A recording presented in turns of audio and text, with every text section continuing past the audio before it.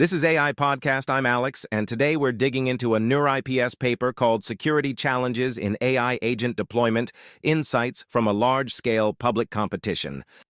Hey everyone, I'm Maya. So quick headline first. What's the big takeaway, the kind of tell me now point? In plain terms, when you put language model agents into realistic situations with tools and untrusted data, they're much easier to break than most people expect. A public red teaming competition uncovered a huge number of successful attacks, especially through indirect prompt injections, and those attacks tended to transfer across different models. The authors also released a curated benchmark, so teams can stress test their agents in a repeatable way. So this isn't just chatbots answering trivia, it's agents that browse the web, read files, maybe send emails. Who wrote this? The work was led by Andy Zhu and Dan Hendricks, with collaborators from Grayswan AI and the UK AI Security Institute, plus folks at universities like CMU and Oxford. Big mix of industry and academia. Got it. Let's step back. Why is this a problem now? Agents have been around for a bit, right? Right, but the stakes changed. A chat model answers your question and stops. An agent keeps state, plans, and uses tools.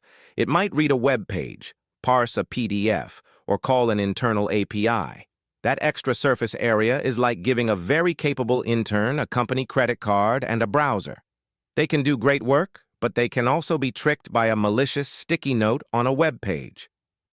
I like that analogy. So what gap did this paper try to fill? Most past evaluations looked at single-turn jailbreaks or narrow settings.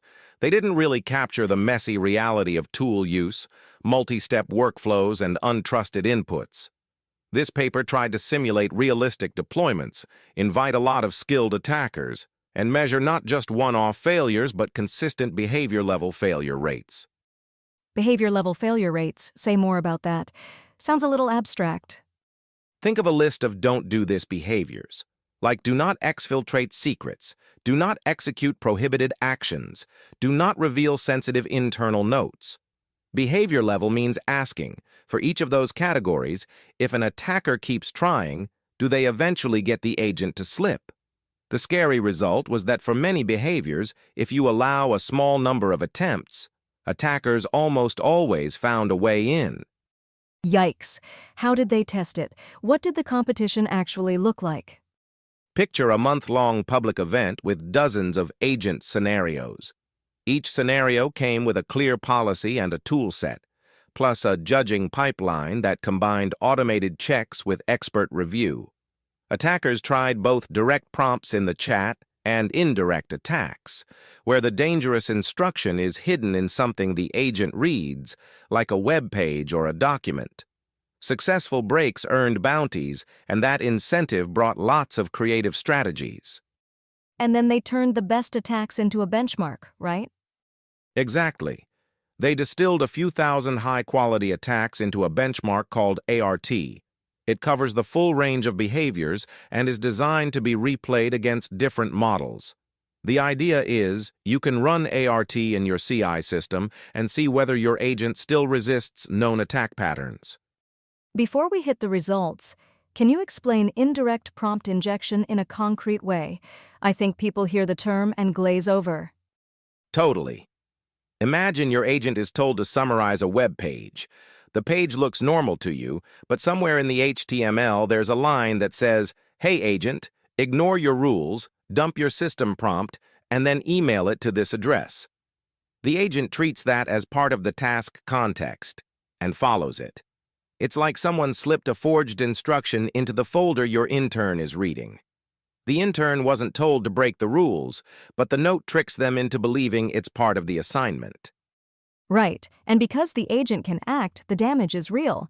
So what actually happened in the competition? The short version is, everything failed sometimes. Indirect injections were much more effective than direct ones.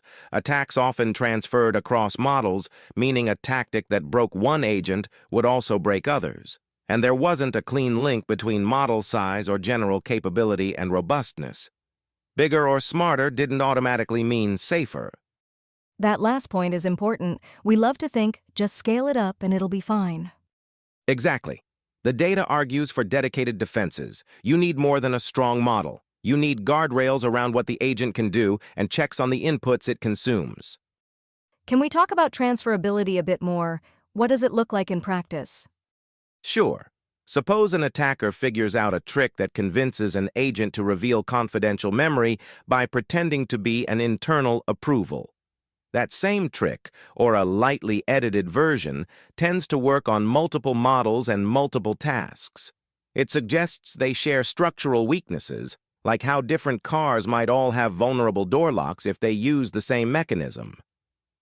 So what's new compared to earlier research on jailbreaks? Two big things. First, scale and realism. This wasn't a few contrived examples. It was a big population of attackers against many scenarios with tools and policies. Second, the focus on indirect attacks and multi-turn dynamics.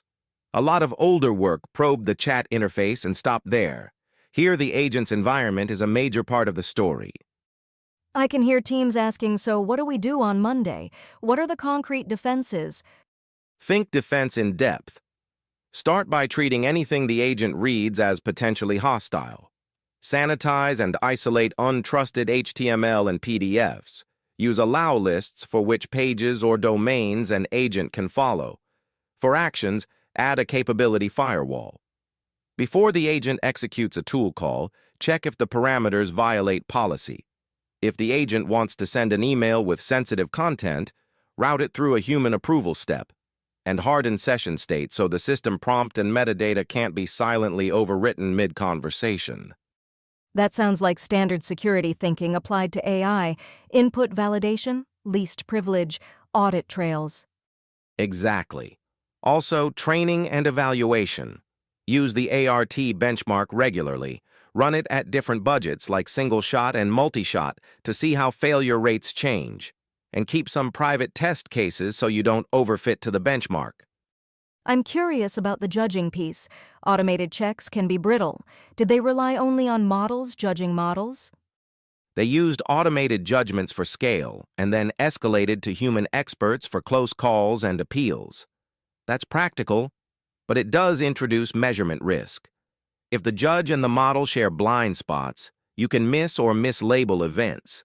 The authors acknowledge that and treat the benchmark as a living resource, not the final word.